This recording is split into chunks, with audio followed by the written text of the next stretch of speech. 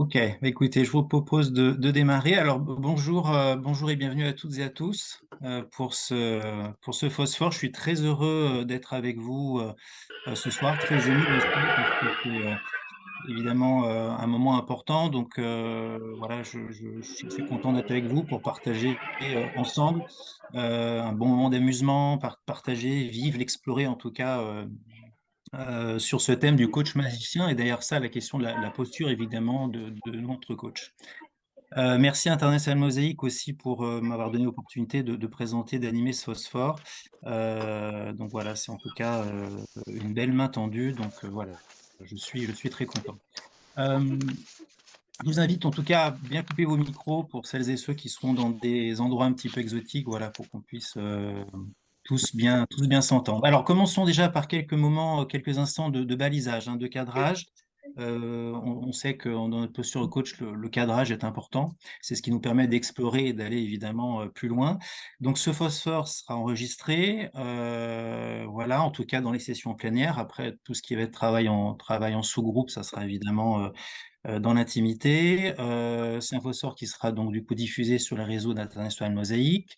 Le replay sera donc disponible aussi. Et puis voilà, donc je vous invite à couper vos micros. On va passer un moment, en tout cas, que j'appelle expérientiel, c'est-à-dire que fidèle à la tradition pédagogique de Mosaïque, on va alterner à la fois des sessions d'exploration et puis des apports, des moments de partage. Évidemment, on vous invite à être le plus interactif possible dans le chat en particulier. C'est aussi votre phosphore et votre moment à vous, on va dire, d'exploration et de partage entre pairs. Voilà, je vous libérerai à 19h45. Voilà, c'est important. J'ai envie de vous apporter cette sécurité à la fois parce que vous avez des engagements de part et d'autre. Et puis, c'est aussi, je trouve important que vous puissiez participer, voilà, à la clôture, en tout cas de ce moment, clôture symbolique et évidemment, on va dire opérationnelle, hein, pour clôturer ensemble cette parenthèse qui s'est ouverte. Voilà. J'en profite d'ores et déjà pour vous informer du prochain phosphore, comme ça je n'oublierai pas. Donc prenez date, c'est le 21 novembre. Le 21 novembre, donc on a un e-phosphore qui sera sur le thème du coaching des jeunes. Voilà, donc animé par Sophie Schex et Agnès Boissière, voilà, qui sont donc de la Maison Mosaïque sur la thématique coaching des jeunes. Donc c'est le 21 novembre. Voilà. Alors, du coup, avant qu'on parte en voyage, je voulais vous partager en tout cas les raisons de ce thème. Pourquoi est-ce que finalement j'ai souhaité explorer cette thématique du coach magicien? Euh, alors, quand on m'a proposé en tout cas d'animer ce phosphore, évidemment, il y avait plein de thèmes qui faisaient partie du champ des possibles. Je me suis tourné du coup vers mes pairs en leur demandant, bah, dis donc, voilà, qu'est-ce que tu en penses, etc. Et j'attendais évidemment de leur part une vraie réponse. Voilà. C'est-à-dire, bah, c'est ça qu'il faut que tu dois, c'est ça que tu as à faire, ça t'irait bien, etc. C'est vraiment ce thème-là qu'il faut explorer. Et évidemment, bah, j'ai eu une réponse de coach, hein. Donc ça veut dire, une réponse de coach, bah, c'est toi qui à un moment donné voilà, c'est ce que tu dois faire, vois ce qui résonne en toi, etc. Donc voilà, je dirais, bien embarrassé avec ça. Donc j'ai dû, ben, finalement, me retourner à moi-même et puis, ben, réfléchir sur ce que j'allais pouvoir, explorer avec vous, quoi. Donc j'étais un peu comme, oui, dans le Père Goriot, Eugène de Rastignac, là, en haut de la colline, qui dit: «À nous 2 Paris». Ben, moi, c'était, à nous 2 le phosphore. Voilà, donc du coup, j'ai mûri les choses et puis finalement, c'est imposé quelque part un peu comme une évidence, ce thème de la magie. Parce que, alors pour 2 raisons principales. La 1re, c'est que j'ai fait le master business coaching à Noisy il y a pas très longtemps. Et puis finalement, assez rapidement, le surnom de magicien ou en tout cas de Merlin, m'a été attribué. Alors est-ce que c'est parce que je partageais des anecdotes magiques? Est-ce que c'est parce qu'à un moment donné, j'aime beaucoup travailler avec le symbolique? Je sais pas. Mais en tout cas, ça résonnait bien en moi. Ça résonnait bien en moi et donc c'est cette couleur qui a, quelque part émergé, et en même temps, ça me refaisait penser à une période, voilà, de ma vie où sur le plan personnel, voilà, j'ai traversé quelques turbulences et où je me suis beaucoup aidé d'affirmations positives du type, «Je suis un magicien» où je suis un créateur de miracles et finalement, voilà, ça c'est quelque chose qui m'avait aidé à l'époque et du coup, ben, voilà, pour ça que le thème de magie, finalement me m'allait plutôt bien. Et puis la 2e raison, c'est que ça fait 20 ans, une vingtaine d'années, hein, que j'opère dans l'industrie. Je présenterai rapidement quelques mots sur moi après, mais en tout cas, voilà, 20 ans que je suis dans l'industrie et même si effectivement on n'est plus à l'époque de Zola, hein, l'industrie a beaucoup changé, ça reste quand même un environnement, bon, je caricature volontiers, mais un environnement qui est quand même assez monochrome, qui est quand même beaucoup dans un environnement technique où la raison, est quand même, première. Et où, bah, on a beaucoup d'ingénieurs ou techniciens qui raisonnent beaucoup à travers l'expérience, de la méthode éprouvée, qui, voient plutôt, les univers d'intuition, de symbolique, de créativité comme quelque chose un peu exotique, un peu et donc forcément, ben, voilà, quand on est, dans le domaine du coaching, c'est pas forcément évident et ça, c'est accentué quand on est appelé pour, quelque part, je dirais, en tout cas, coacher, un salarié, ben, comme si c'était un petit peu le coaching La Dernière Chance. Vous savez, on vous appelle, comme si on vous appelle un rebouteux et puis on espère que, voilà, en tout cas, il y a quelque chose qui va se passer. Ce qui évidemment est très éloigné de notre posture de coach, cas qu'on s'évertue à, je dirais à cultiver. Donc c'est vrai que, voilà, en tout cas, j'ai trouvé ça intéressant, ce contraste entre cet univers dans lequel voilà, j'interviens et puis en même temps, voilà, cet archétype, et cette symbolique de la magie qui évidemment, appelle à bien d'autres univers et à bien d'autres couleurs. Voilà. Donc pour ces 2 raisons, du coup, je dirais que j'ai laissé venir les choses et cette thématique de la magie s'est imposée à moi, voilà, pour ce coaching-là, pour ce phosphore-là, pardon. Alors, c'est quoi les intentions pour ce soir? Alors, il y a les intentions officielles et puis les intentions cachées. Les intentions officielles, ça va être, de vous permettre à la fois de réfléchir à votre posture de coach, en vous reliant en tout cas à cet archétype du coach magicien. L'idée étant de pouvoir, cheminer sur, trouver la posture juste et ça, on sait que c'est évidemment, un enjeu capital pour nous en tant que praticiens et pour notre métier et puis pour celles et ceux qui en tout cas, sont pas forcément, à l'aise ou en tout cas n'ont pas exploré en tout cas cette thématique, de la magie et ben, c'est pouvoir cheminer, faire quelques pas supplémentaires et quelque part, voilà, demain dans votre pratique avec vos clients, pouvoir, allez, j'irai faire ce pas de côté, et en tout cas vous permettre on va dire je dirais d'explorer des nouveaux commencements, d'oser l'inconnu et de voilà, d'avoir quelque chose en plus dans votre boîte à outils en tant que coach. Voilà, donc ça, c'est les 2 intentions, on va dire officielles et puis il y a une intention secrète, donc elle sera plus vraiment secrète parce que je vous la je vous la révèle, mais en tout cas, c'est celle de pouvoir vous reconnecter à allez, à cette flamme originelle. On a tous, on s'est tous lancés dans ce métier, j'ai envie de dire, parce qu'on croit profondément, je dirais, à la capacité qu'a l'homme à se transformer. C'est un métier qui est exigeant et parfois, ben, voilà, on est amené à s'égarer un petit peu donc se reconnecter à cette intention, elle est assez magique, cette intention originelle parce qu'elle nous permet elle agit un petit peu comme une boussole intérieure, quelque part. Voilà, revenir aux origines et puis en même temps, ben, elle donne beaucoup d'énergie quand on a besoin aussi d'en apporter, à nos clients et pour nous-mêmes. Voilà. Donc c'est un peu ça l'idée aussi, c'est de laisser, je dirais, la magie opérer, hein. La magie, c'est l'âme qui agit en langue des oiseaux, donc voilà, j'espère en tout cas cette soirée puisse vous permettre voilà, de vous reconnecter à quelques moments, quelques déclics, un peu magiques. Voilà. Alors, quelques mots rapides, très rapides, simplement pour me présenter. Moi, donc ça fait, une double formation à l'origine, une formation de RH et puis, d'école de commerce, de gestion. Et puis, voilà, j'ai une dizaine d'années, de pratique de la fonction RH, en tant que responsable RH ou DRH, donc dans des grands groupes industriels et dans des contextes toujours à fort changement, forte transformation et donc j'ai vraiment été amené j'ai envie de dire à ressentir les transformations de l'intérieur, voilà, sur le terrain et c'était évidemment extrêmement fort en apprentissage. en apprentissage, ce qui m'a amené finalement à un moment donné à vouloir aller plus loin. Et puis finalement dans ces grands groupes, voilà, j'ai tout fait un petit peu. J'ai besoin de liberté, de créativité, d'un espace qui était plus large et donc j'ai choisi en tout cas de créer ma structure en 2013, et de me mettre à mon compte, et c'est là où j'ai poussé les portes de Mosaïque, où j'ai passé du coup, j'ai suivi les fondamentaux. Donc en 2013, c'était, à l'époque, la première promotion, on va dire de l'antenne lyonnaise. Donc voilà, ça a été un très beau moment. Et puis, ben, pendant 10 ans, finalement, j'ai exploré avec mes clients, évidemment, tout un tas de thématiques. Alors à travers soit une posture de formation, soit du coaching. Mais en tout cas, ça a été, voilà, 10 ans d'exploration.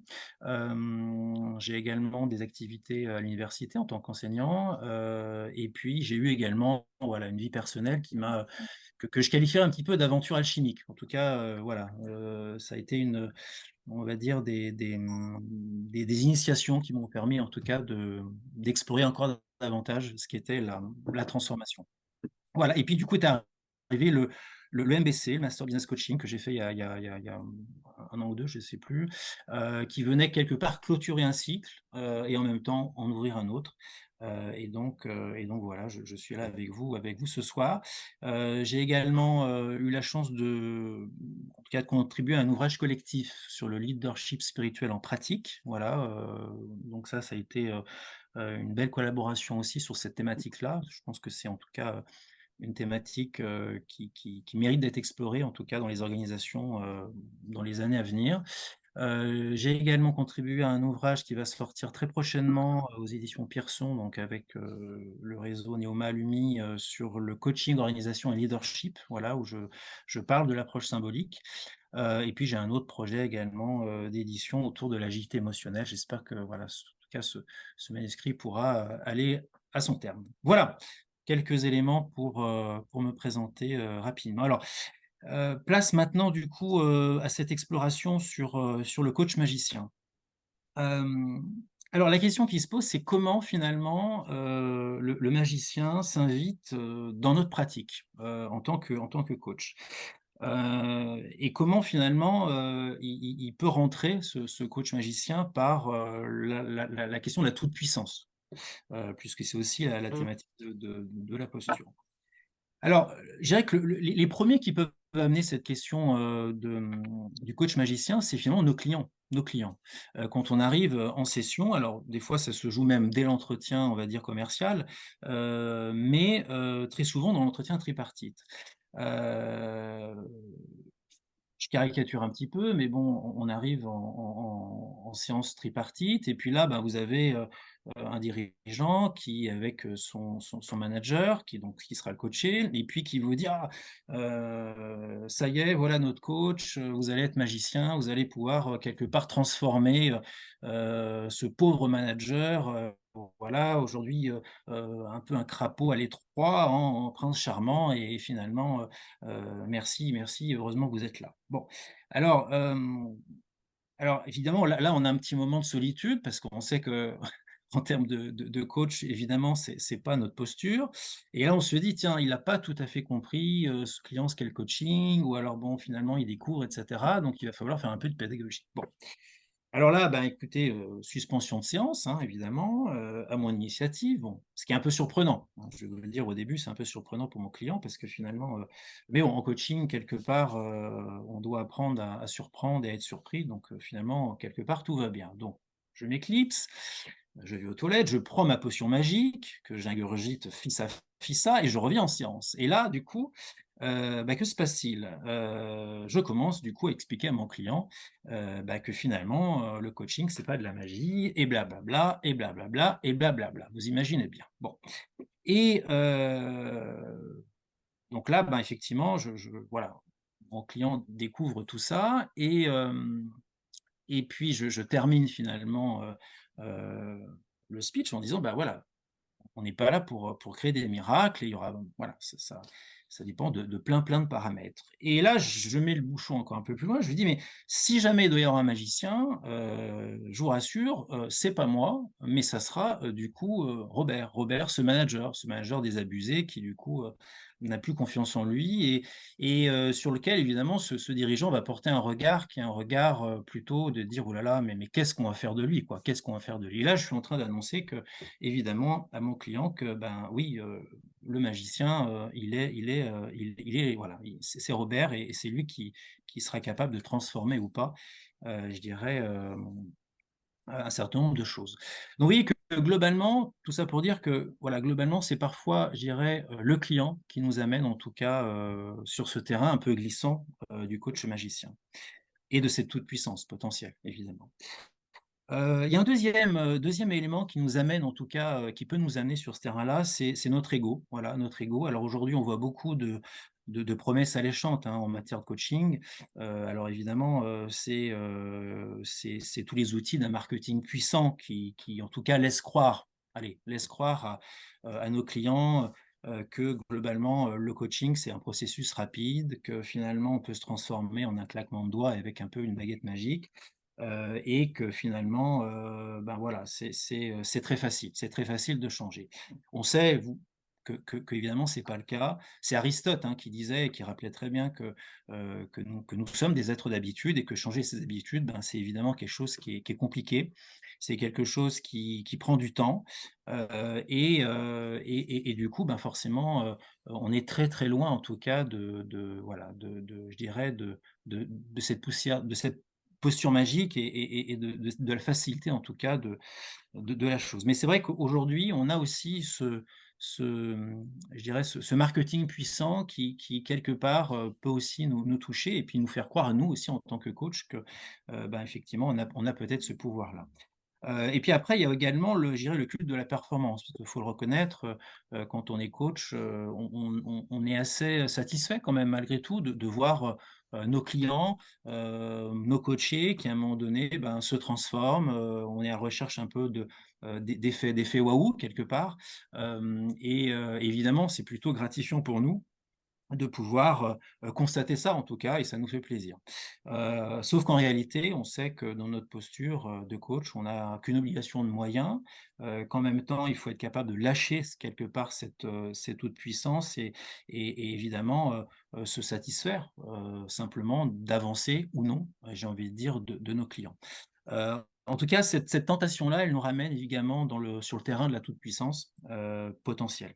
Et puis, il y a un dernier point, c'est, je dirais le 4e, hein, c'est nos blessures émotionnelles qui peuvent nous amener à plonger en tout cas dans la marmite, du sauveur, du sauveteur, évidemment, voilà, d'aller chercher, je dirais, l'énergie pour pouvoir, sauver notre client et on sait également que c'est évidemment pas la bonne posture. Voilà.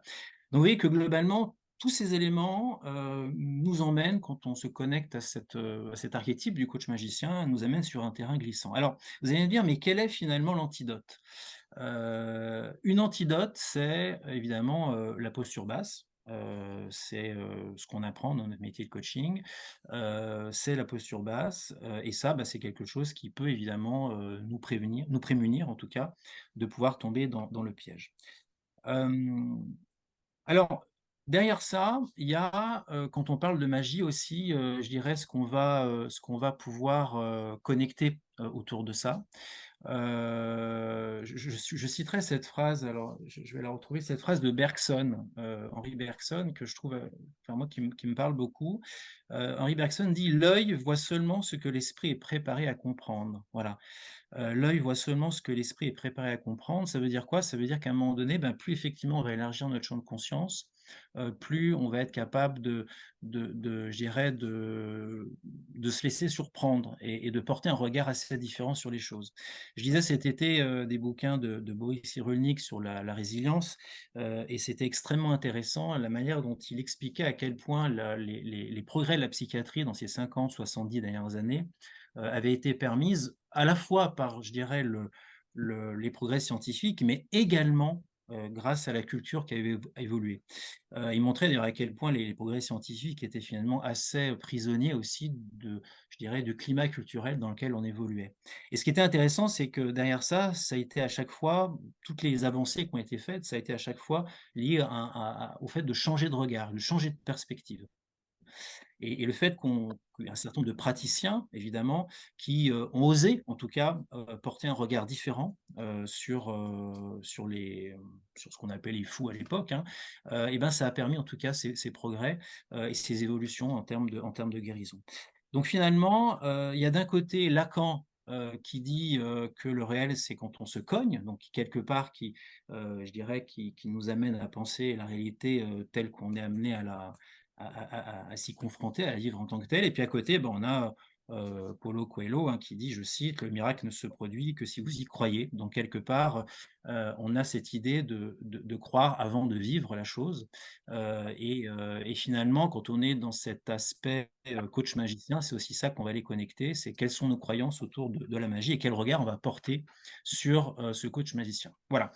Et ça m'amène à la transition sur notre première exploration collective autour de la question des polarités. Voilà, les polarités, en tout cas, coach magicien.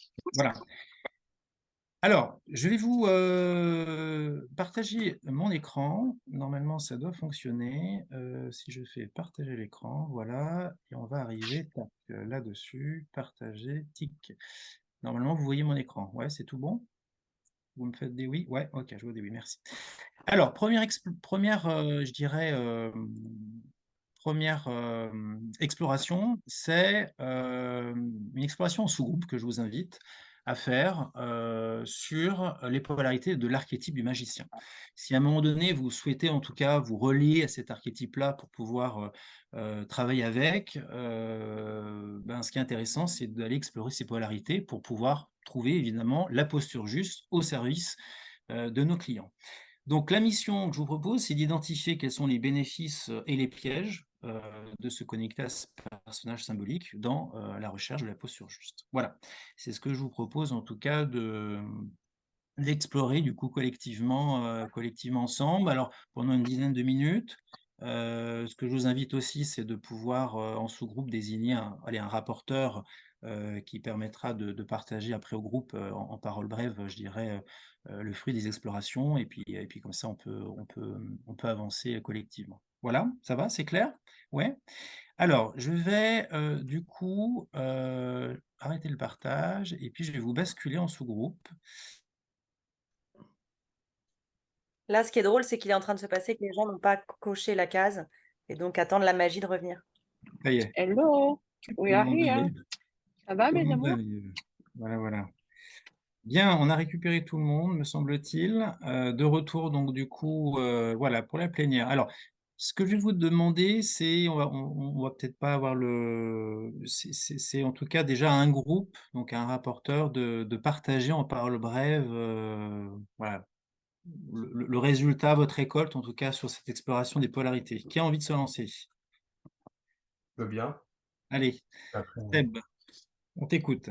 alors, du coup, dans le groupe, ce qu'on a identifié comme plutôt bénéfice, c'est que avec un coach magicien, tout est possible finalement, et que on garde l'œil du commencement à chaque fois, et que du coup, ça fournit une certaine adaptabilité. On peut explorer complètement différemment avec son client, et sans interdit ou en tout cas sans limite. L'autre point, c'est effectivement un point sur la confiance, il transforme en faisant confiance, et en même temps, il peut aussi transmettre au coaché cette capacité à être magicien lui-même. Ouais, carrément, tout à fait, ouais. Ok. Ça, c'est ce qu'on avait vu en tant que bénéfice. En tant que piège, le risque de manipulation, je pense qu'il est plutôt clair, et induire chez le client, en fait, ce que le client ne veut pas ou ne souhaite pas. L'autre point, c'était que le client, finalement, peut se mettre trop en attente, puisqu'il a un coach magicien en face de lui. Du coup, c'est le magicien qui fait le boulot et beaucoup moins moi. Et donc, du coup, une déresponsabilisation du client, ce qui va complètement à l'encontre, finalement, de ce qu'est le coaching.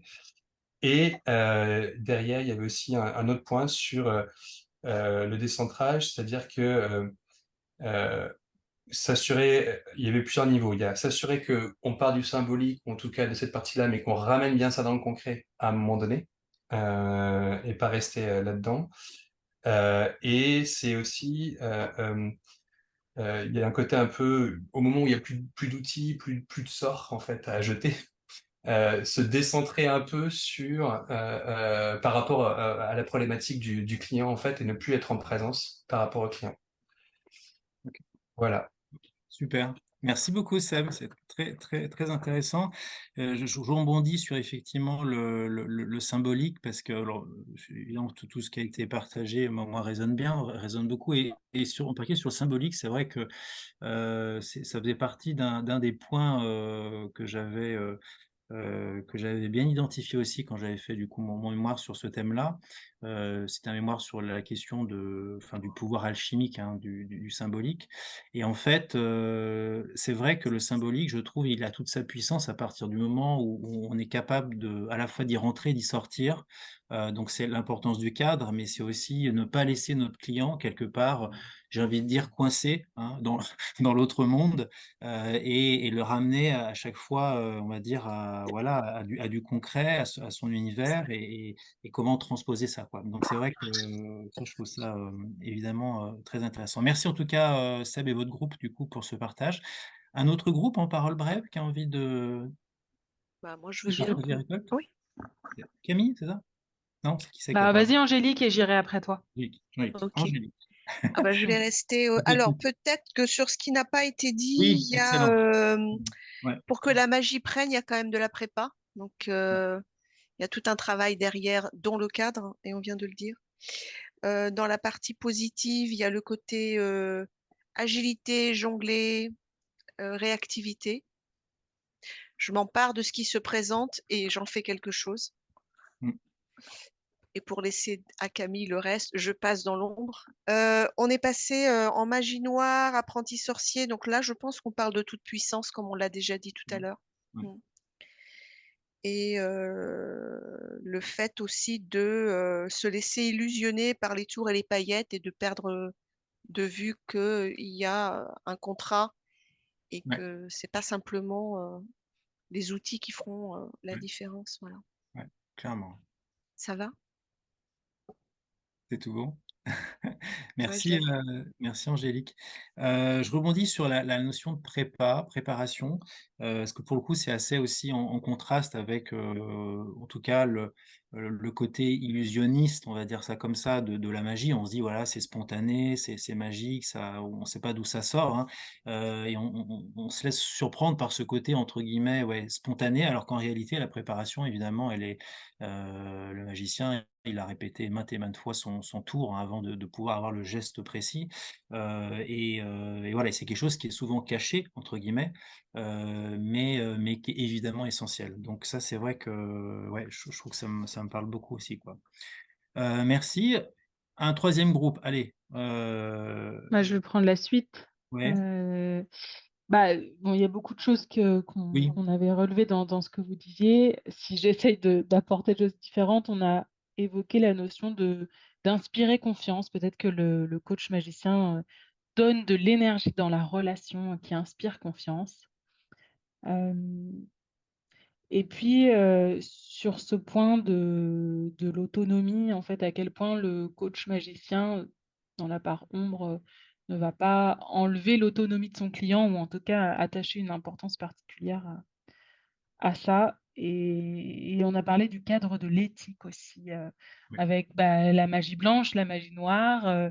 Qu'est-ce qu'on fait de tout ce pouvoir et comment finalement le cadre de l'éthique devient le cadre, puisque quand tout est possible, quand le champ des possibles n'a plus de limite, bah, c'est le cadre de l'éthique qui va les fixer, les mm, limites.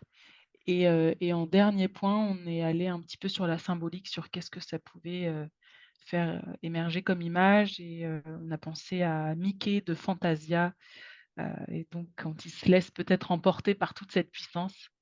Et puis il y avait l'image de la baguette magique, la fameuse image. ouais, Voilà ok, pour nous. super. Merci Camille.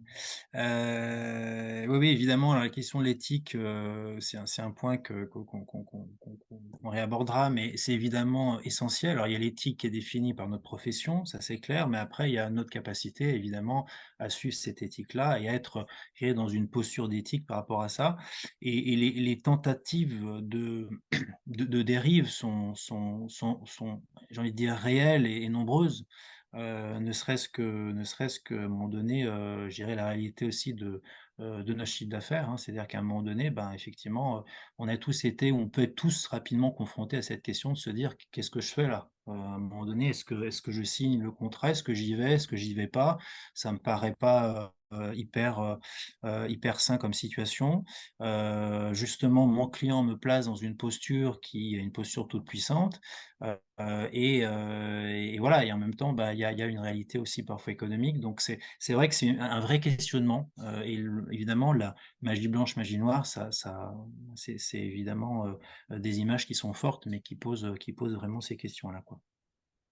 Le mieux étant évidemment de donner la baguette magique à notre client, notre coaché. C'est lui qui doit, je dirais, l'utiliser, l'avoir en main et puis en même temps, ben, apprendre à la manier, et puis se reconnecter à sa propre magie intérieure, évidemment. Un dernier mot de partage pour pas créer de frustration, en paroles brèves? Eh bien, Heu, moi, je veux bien, je crois que je suis le allez, dernier groupe, Ségolène, du coup. vas-y. Alors, je vais rajouter les deux idées qui n'ont pas déjà été dites, même s'il y en a une qui est proche. Dans le côté lumineux, c'est vraiment le retour à l'enfance, pardon. Donc, c'est ce côté magique d'être capable de retourner en arrière et donc de complètement se lâcher. Et le deuxième truc, c'est une part ombre de la limite du magicien qui utiliserait toujours les mêmes potions. Et Ouais, donc, cette image du gros livre poussiéreux qu'on s'est filé de magicien en magicien. Et grimoire. donc, exactement. Et donc, attention à bien continuer à expérimenter des nouvelles potions. Ouais, Et excellent. le reste avait déjà été dit. Merci beaucoup Ségolène. Alors, du coup, qu'est-ce que je m'étais noté, moi, je vais vous faire de nouveau un petit partage sur ma réflexion autour de ça. Partage d'écran. Alors, tac, voilà. Euh,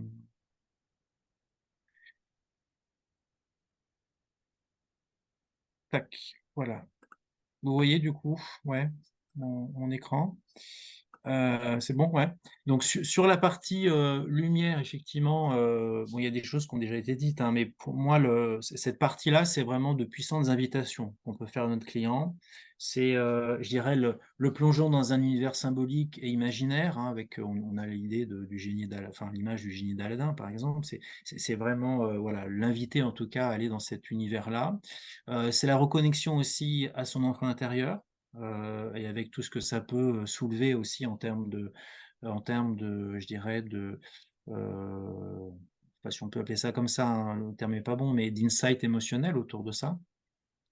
C'est, une invitation aussi à se syntoniser sur la joie, parce que quand on parle de magie, ben, il y a ce côté, vous l'avez dit, hein, enfantin, ce côté ludique, et cetera, et finalement, ben, voilà, il y a quelque chose d'assez joyeux dans cette posture-là, et Dieu sait que parfois, dans des environnements qui sont denses, qui sont lourds, ben, on offre aussi à notre client, quand je dis notre client, c'est notre coaché, hein, mais c'est en tout cas cet espace, cette parenthèse dans sa journée, où il va pouvoir, voilà, quelque part décompresser, déposer des choses, et puis, ben, pourquoi pas voilà, changer en tout cas d'état émotionnel, pour pouvoir explorer, et ça lui fait du bien.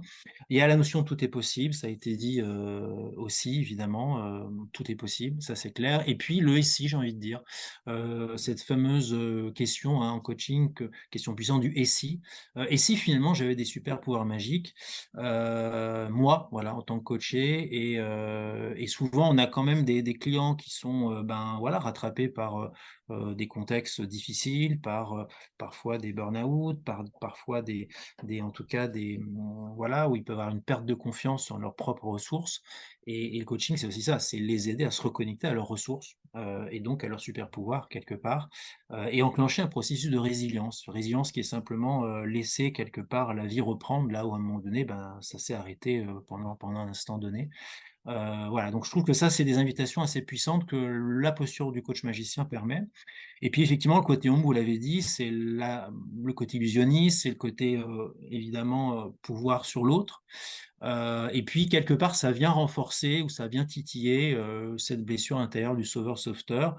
Voilà, pour celles et ceux qui ne l'auraient pas définitivement soigné, ben voilà, il y a cette tentation de rebasculer là-dedans, du coup, assez facilement. Et puis il y a deux choses que j'ai mis ça parle aussi, qui pour moi ne sont pas forcément polarisées, c'est la notion un peu de solitude du coach. On est, alors solitude, pas évidemment, on a l'occasion de partager entre pairs, on a la supervision, on a plein de choses, mais en tout cas, dans ce qui se joue avec notre client et avec cette relation en entreprise tripartite, ben, on est à la fois à l'extérieur et dans la scène en même temps, hein, et un peu comme le magicien, on va apparaître à un moment donné, on va disparaître, voilà. Et cette disparition, ben, quand le coaching se termine, elle est évidemment salutaire. Et c'est aussi un pare-feu important au service de l'autonomie de notre client. Donc voilà, ça renforce aussi notre posture. Et puis il y a le côté effet placebo du coach magicien. Ça me fait penser aux travaux aussi de Claude Lévi-Strauss hein, sur l'efficacité symbolique, par exemple, du rituel, etc.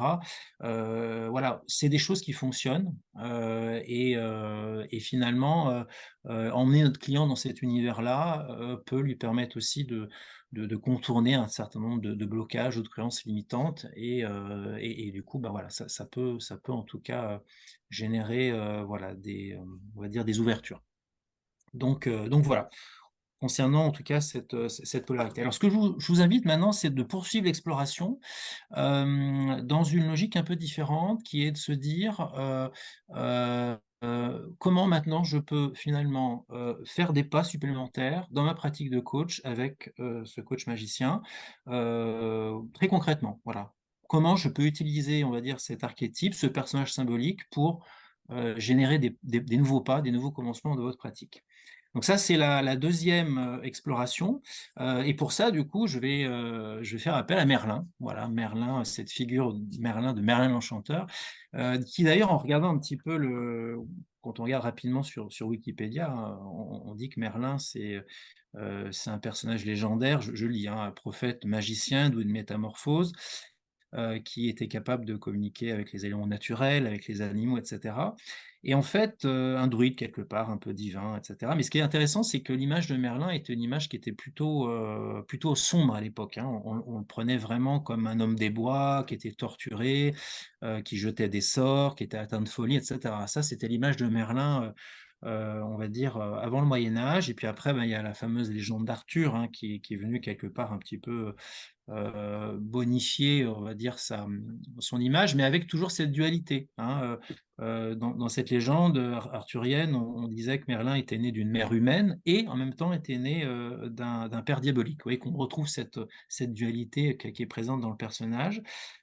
Et puis, ben, finalement, avec le temps, ça a été plutôt, voilà, c'est plutôt devenu une image positive, hein, Merlin l'Enchanteur d'ailleurs, avec évidemment ce fameux Walt Disney qui est sorti en 1963 et qui du coup je dirais, a revisité cette figure légendaire. Donc, mon invitation, c'est de nouveau de pouvoir, en tout cas, en vous inspirant de ce personnage de Merlin, c'est de modéliser quelles seraient des nouvelles voies magiques pour vous dans votre pratique du coaching, des choses que vous pourriez en tout cas utiliser en séance avec votre client pour pouvoir, je dirais, explorer un petit peu des nouvelles voies.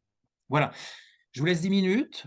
Pareil, même principe. Je vais vous basculez du coup dans des salles et puis on se retrouve du coup pour pouvoir partager vos récoltes. Voilà, alors, tac. Ok, de retour du coup en plénière pour partager vos récoltes. Je suis en train de voir, Franck, là, tu as un très très bel arbre en fond d'écran. C'est un arbre ouais, qui invite à la magie pour le coup. Hein. Ça fait très très... C'est très Merlin, en fait. Ouais, c'est ça. Et on avait prévu que ce soit un élément de la magie, justement. Ouais, excellent. Alors, qui a envie de prendre la parole pour partager ce que pourrait être concrètement, en tout cas, une manière d'introduire en tout cas cette magie et de connecter au coach magicien dans vos pratiques en séance. Ouais, ouais, je veux bien, Maximilien. Allez, Maximien, on t'écoute. Ok. Donc là, ce qu'on s'était dit, c'était de faire des propositions de jeu. Si vous étiez un personnage de conte, pour élargir un peu le champ du possible, hein. Ensuite, on est parti sur un truc qui me parle beaucoup, et finalement, si tu avais une baguette magique, qu'est-ce que t'en ferais? Donc un peu l'idée, c'est voilà, le coaché voit les choses d'un angle différemment, pour se projeter un peu dans la situation idéale. Et là, qu'est-ce qui t'empêche d'avancer?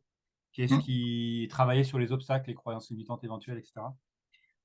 Et puis finalement, s'apercevoir que c'est pas, il y en a pas tellement que ça des croyances limitantes. Enfin voilà, c'est réalisation de ce qui se passe, quoi. Et puis derrière, bah, finalement, c'est de dire bon, bah très bien. Et alors, qu'est-ce que tu mettrais dans ta potion magique? Et là, en étant hyper concret, plutôt. Ah, c'est là où on revient sur la partie concrète en disant bon bah ok, plus de confiance en soi, ok, on va travailler là-dessus, voilà, plus de ceci, plus de cela. Voilà. Et ce qu'on s'était dit enfin, c'était de dire attention, beaucoup de temps nécessaire pour les mener à avoir confiance sur cette approche et se lâcher dans la magie. C'est pas non plus, il faut que la confiance soit haute. On fera pas ça au démarrage. Voilà. Ce Ouais. sera quand la confiance. Voilà. Ouais. Merci. Merci Maximilien. Alors évidemment, c'est très intéressant parce qu'en fait, ce que j'entends, c'est qu'on peut filer la métaphore tout au long du processus de coaching, hein.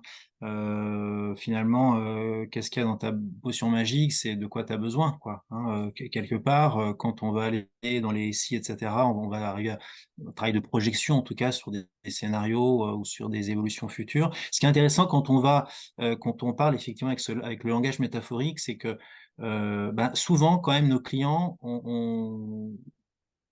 se laissent prêter au jeu et on finalement arrive souvent à verbaliser, en tout cas, des choses qu'il leur est difficile de dire avec, en tout cas, moi, c'est l'expérience que j'en fais, qui est difficile de mettre les bons mots dessus, alors qu'en fait, en langage métaphorique, finalement, ben voilà, ils arrivent et c'est beaucoup plus fluide, quoi, et c'est beaucoup plus riche. Donc ça, c'est assez intéressant pour nous et ça fait plein de fils comme ça à aller chercher.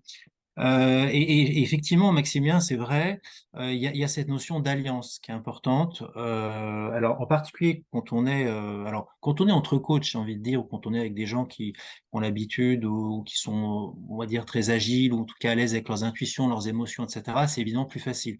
Quand on travaille avec des gens qui ont peu l'habitude de réfléchir sur eux, qui sont à un moment donné très prisonniers aussi de leur raison, et qui considèrent que voilà, c'est l'intuition, c'est même dangereux. Moi, j'avais une fois en formation, il y a pas très longtemps de ça, un manager qui m'a dit ouais, l'intuition c'est dangereux, etc., quoi.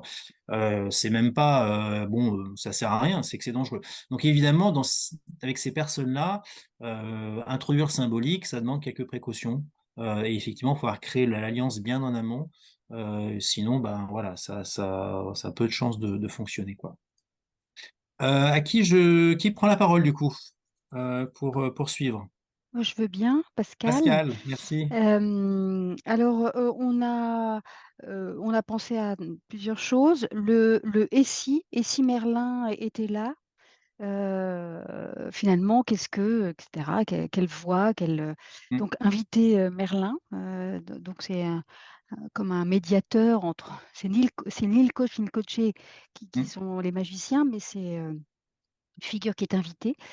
Deuxième idée, c'est peut-être amener la personne à s'imaginer qu'elle revêt les accessoires, que ce soit l'habit, la toque, la barbe, etc., pour peut-être l'amener à expérimenter des ressentis mm.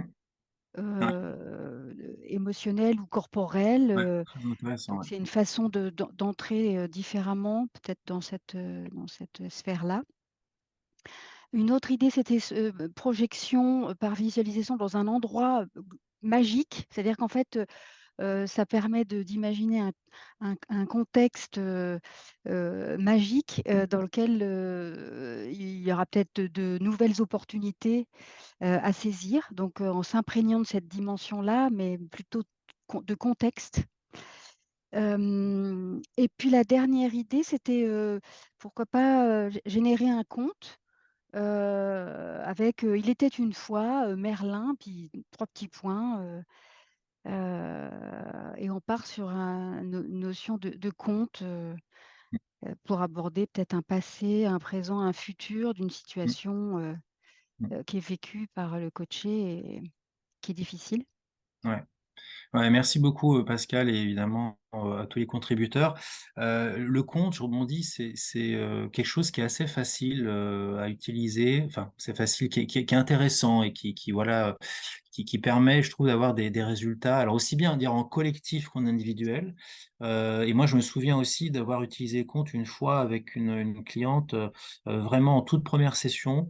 Je sentais qu'il y avait quand même des choses qui étaient un petit peu lourdes, etc. Et en fait, ça a été utilisé pour lui permettre de déposer, voilà, déposer, on va dire, son vécu. Et en fait, avec le Il était une fois. Et elle s'était évidemment projetée et ça avait été en tout cas très, voilà, très facile et ça avait permis voilà, en tout cas, d'accélérer, de faciliter la reconnexion à elle et de pouvoir libérer quelque part le champ des possibles. Alors, le contexte aussi, c'est vrai que c'est intéressant parce que on sait aujourd'hui quand même, il y a plein d'études hein, et puis de recherches qui montrent à quel point à la fois un contexte est structurant, hein, notre écosystème, à quel point il a un impact sur nous finalement, aussi notre manière de penser quelque part. Et c'est vrai que inviter un contexte magique où par définition, ben, il n'y a pas de règles, tout est possible, où on peut s'imaginer un peu tout, et où il n'y a pas de limite, ben forcément, ça peut ouvrir des connexions neuronales différentes, nouvelles, et ça, c'est assez intéressant, dans ce fameux pas de côté qu'on cherche à produire chez nos clients. Et puis l'uniforme, c'est un peu la même idée. C'est-à-dire que l'uniforme, voilà, c'est quelque chose qui est assez impactant, l'air de rien.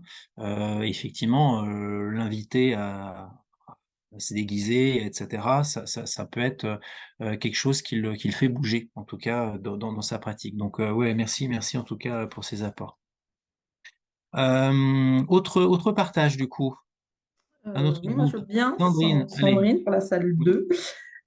Donc, au-delà de ce qui a déjà été dit, pour compléter effectivement les exercices sur la symbolique, le magicien aussi, s'il est un petit peu magique, il peut avoir aussi senti, perçu d'autres univers peut-être plus concrets euh, que le coaché affectionne. Ça peut être le voyage, le sport, la danse, et justement le faire basculer dans ce monde-là complètement. Ouais. Un monde voilà, qui le passionne en fait et dans lequel il se sent soit bien, soit plus puissant, soit je ne sais pas, mais en tout cas Mm, l'aider mm, aussi, ce magicien, à avoir cette capacité-là à voir au-delà des mm, exercices symboliques que vous avez déjà évoqués. mhm, Pareil, de la posture du magicien tout à l'heure, tu expliquais que aussi un magicien, c'est quelqu'un qui s'est beaucoup aussi préparé. Et il a mm, peut-être plein de potions magiques, mais du coup, il les connaît, il a beaucoup travaillé. mm, Et du coup, en séance, c'est peut-être aussi de se dire, tiens, j'arrive, j'ai préparé ma séance avec tel et tel exercice. Et en fonction au cours de l'exercice, enfin, au cours de la séance, en fonction de ce qui est en train de se passer, de s'opérer, de se produire, avoir cette capacité à aller chercher un autre outil.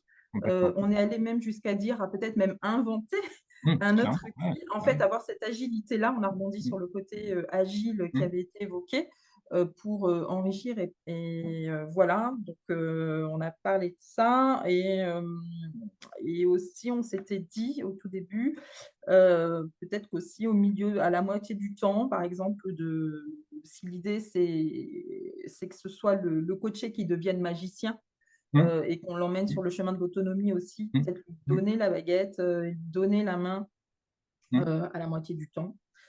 Voilà, j'espère avoir, enfin voilà, en complément de ce qui a déjà été dit. Ouais, Voilà. merci Sandrine. Je rebondis sur le point en particulier du tout est matière quelque part, c'est-à-dire effectivement arriver à utiliser ce qui se passe dans la séance, ce qui se passe, on va dire, peut-être même dans la salle ou à l'extérieur, etc. En tout cas, ce qui se passe pour pouvoir effectivement intégrer ces éléments dans la séance. Et c'est vrai que le magicien, cette agilité-là, ben, effectivement, il l'a. Et elle est évidemment importante. Au-delà de la préparation, dans la préparation, je veux dire, c'est aussi cette capacité à être disponible, à être en présence aussi avec nos clients et à pouvoir du coup, ben voilà, se servir de ce qui se passe pour pouvoir, je dirais, faire un tour de magie avec ça hein, quelque part. Donc, ok. Oui, Anne, oui. oui, c'est juste pour compléter ce que tu viens de dire, on s'est aussi dit qu'on pouvait aussi consteller la nature pour aller faire rebondir les éléments soit le mettre dans la nature, soit dire, bah, tiens, s'il y avait une pierre, s'il y avait un arbre. Et on s'est servi du bel arbre de Franck aussi pour se dire qu'il pouvait, même en visio, disparaître de l'arbre Ouais. et pour laisser l'univers entier Ouais. au cocher. Ah bah voilà, merci Franck. Voilà, Exactement, c'est super. démonstration en live. C'est clair. Et c'est vrai qu'après, on peut s'amuser hein, avec effectivement les branches. Il y a plein de choses autour de ça. Et ça veut dire aussi que ça appelle enfin, en tout cas, dans notre posture de coach, à oser être créatif, à oser aussi utiliser notre imaginaire et ne pas nous-mêmes, quelque part, s'auto-limiter par rapport à ça. Tout un tas de raisons et de craintes, évidemment. La clé est là et d'emmener quelque part nos clients aussi sur ces chemins-là, quoi. Ok, dernier groupe, me semble-t-il, non? Il doit y avoir Oui, un... bah, c'est Ah ben bon. c'était, d'accord, ok. Et aussi aller faire réfléchir, si tu avais aucun pouvoir, que se passerait-il? Enfin, aller chercher le paradoxe aussi. Excellent, ouais, Si tout tu à devais fait. tout rater, ça se passerait comment? Et Ouais, trouver ouais. cette source de créativité par le négatif. Si tu t'étais trompé de potion, qu'est-ce qui se passerait? Il y a un livre pour enfants qui est génial, c'est La fille Fifolette a cassé sa baguette. D'accord, Et ok. donc, du coup, elle veut transformer des choses, mais ça se transforme en autre chose que ce qui est Ah oui, prévu. Et donc, je veux dire, c'est assez intéressant. J'ai déjà utilisé C'est un outil que tu utilises tout ce le temps. livre. ok. Merci Pascal, merci, Ouais. merci. Nous, on pensait aussi à cette notion de transmission que tu as parlé un petit peu, Sandrine, de la transmission de la baguette, lui donner la baguette. Moi, Mm. je le vois bien, même peut-être même à la fin de tout Oui, ce de coaching, comme un peu une forme de bouclage. Et ben ouais, voilà, ouais, maintenant, tu as ta baguette. Voilà, tu ouais. peux partir symboliquement avec cette baguette. Ouais, c'est super ça. Ouais, il y a quelque chose qui est très puissant là, qui est très fort dans la symbolique et oui, complètement quoi. Au moment Voilà. de, ouais, ouais, ok, super, ouais. Alors, qu'est-ce que je m'étais noté, moi? Je vais vous partager, du coup, par rapport à cette exploration, quelques éléments complémentaires. Voilà, tac, Merlin. Je pense que vous voyez mon écran, du coup, ouais, c'est bon? Alors, Merlin, si je devais, on va dire, résumer en tout cas ce qu'il évoque pour moi, Merlin, c'est un conteur. Merlin, c'est un druide alchimiste, c'est un sage, c'est un enchanteur, et donc évidemment, c'est aussi un magicien. Pourquoi je trouve que cette figure, elle est assez intéressante aujourd'hui? Alors, vous savez qu'on parle d'environnement, en français, environnement VICA, hein, volatile, incertain, complexe et ambigu. C'est en tout cas l'environnement dans lequel les organisations sont amenées à travailler, où les leaders sont amenés à prendre des décisions. Aujourd'hui, cet acronyme, il commence à être un petit peu dépassé. En tout cas, il y en a un autre qui est proposé, qui est l'acronyme BANI, BANI en anglais, hein, B comme brittle, qui veut dire fragile, A comme anxious, pour anxieux, anxiogène, N comme non-linéaire, et puis le I comme incompressible, incompréhensible. Et en fait, voilà, dans un environnement banni, il est clair que, en tout cas, ça nécessite de connecter à d'autres sources autres que les ressources traditionnelles qu'un manager ou qu'un leader ou qu'un décideur peut avoir dans un environnement qui est stable et où, voilà, où globalement tout va bien. Et je trouve que du coup, Merlin, quelque part, il est assez puissant dans cette logique-là pour répondre en tout cas à ce type d'écosystème. Alors c'est un conteur, pourquoi? Effectivement, l'idée, c'est pas de romancer la vérité, hein, on est d'accord. C'est pas de raconter des mauvaises histoires ou de raconter des histoires tout court d'ailleurs. C'est plutôt permettre en tout cas à son client d'écrire sa propre histoire. De donner du sens et du coup de pouvoir, je dirais, accéder à sa propre vérité, indépendamment aussi de la pression de son écosystème et qui peut avoir sur lui. Et ça, c'est assez intéressant et c'est assez libérateur dans cette logique-là. Ça me fait penser aux travaux de Frankl, évidemment, sur en tout cas, l'idée que c'est à nous de donner du sens à notre vie, hein. Et puis ça me fait aussi penser évidemment, je dirais, aux travaux de Cyrulnik sur la résilience, où on voit bien que globalement, aujourd'hui, au-delà du trauma tel qu'il est vécu, par exemple, c'est aussi beaucoup, je dirais, le sens qu'on va donner à cette épreuve, c'est l'histoire qu'on va raconter qui va aussi permettre ou pas la résilience. Donc c'est vrai que ce côté conteur, il est intéressant. Voilà. Deuxième élément, Merlin, c'est un druide alchimiste. Donc, druide, c'est le côté guérisseur, et alchimiste, c'est le côté, évidemment, je transforme le plomb en or, et ça, c'est une métaphore qu'on connaît bien en coaching, mais qui est vraiment intéressante parce que elle permet en tout cas voilà, d'insuffler une dynamique extrêmement positive, et puis d'aller chercher les pépites, d'aller chercher le côté positif, d'aller chercher l'or qui se cache souvent derrière la difficulté. Et hormis des coachings de prise de poste ou hormis des coachings dans lesquels effectivement on cherche simplement à aller un peu plus loin dans l'atteinte de ces objectifs, quand on est sur des coachings un peu plus difficiles qui font appel à la nécessité de transmuter quelque chose, évidemment cette dimension de d'alchimiste elle est aussi intéressante, et ça permet de travailler sur cette thématique-là. Merlin, c'est aussi un sage, donc alors c'est pas un sage au sens sachant, hein, c'est pas un sachant, et c'est là où effectivement le sachant, ça serait cette posture toute puissante, mais par contre, inviter notre client à se reconnecter à sa propre sagesse, ça c'est une posture intéressante. Et derrière ça, c'est l'aider à se reconnecter à son intuition, l'aider à se reconnecter à ses propres ressources, et avec, je dirais, toutes les qualités de modération, de tempérance qui sont aussi nécessaires pour pouvoir construire un nouveau commencement. Et puis, Merlin, c'est un enchanteur. Et ça, je trouve, c'est aussi quelque chose qui est important, nous, dans notre posture de coach. On est, me semble-t-il aussi, en tout cas, nos clients attendent de nous qu'on arrive avec cet œil, on va dire, extérieur, avec ce côté positif, ce côté frais, quelque part, et avoir cette capacité à pouvoir je dirais, générer du positif, générer de l'enthousiasme, générer de la joie dans les coachings, que ce soit d'organisation individuelle, c'est quelque chose qui aussi me semble très porteur.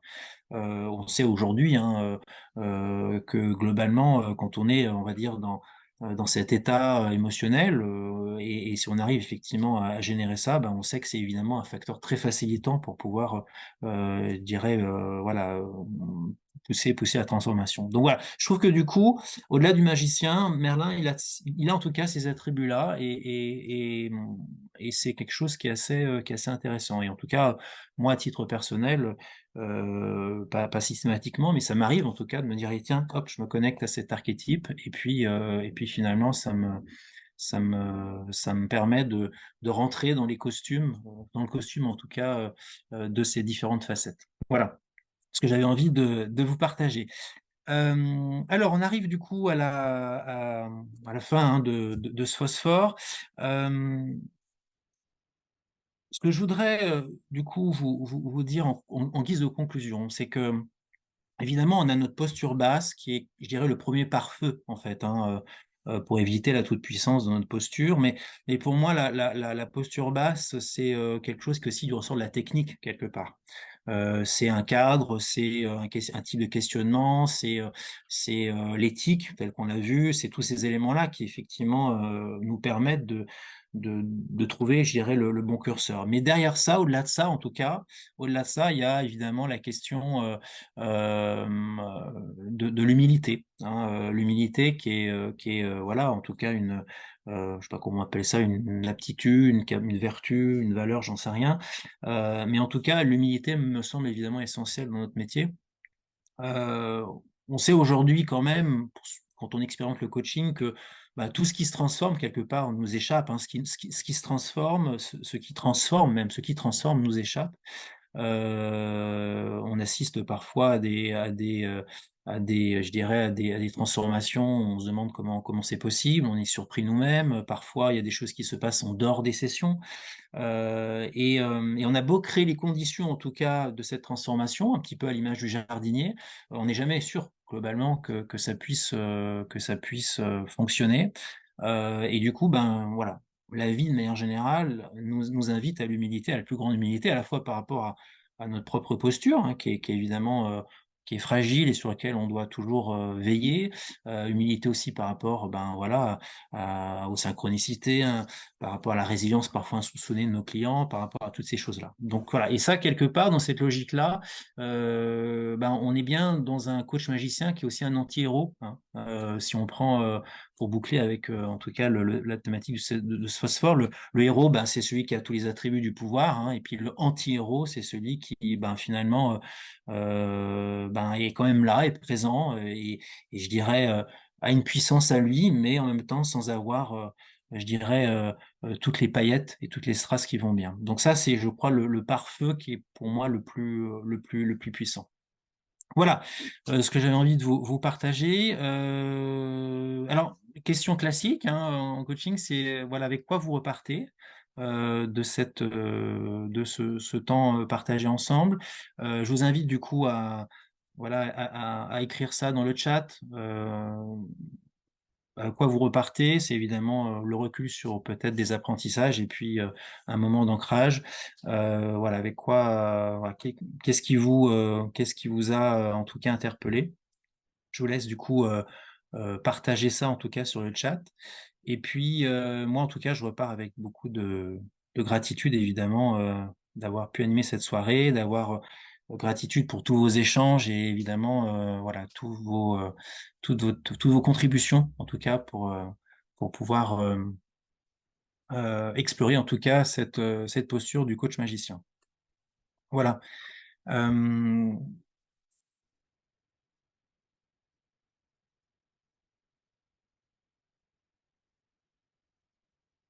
Alors, avec quoi vous repartez, je pense que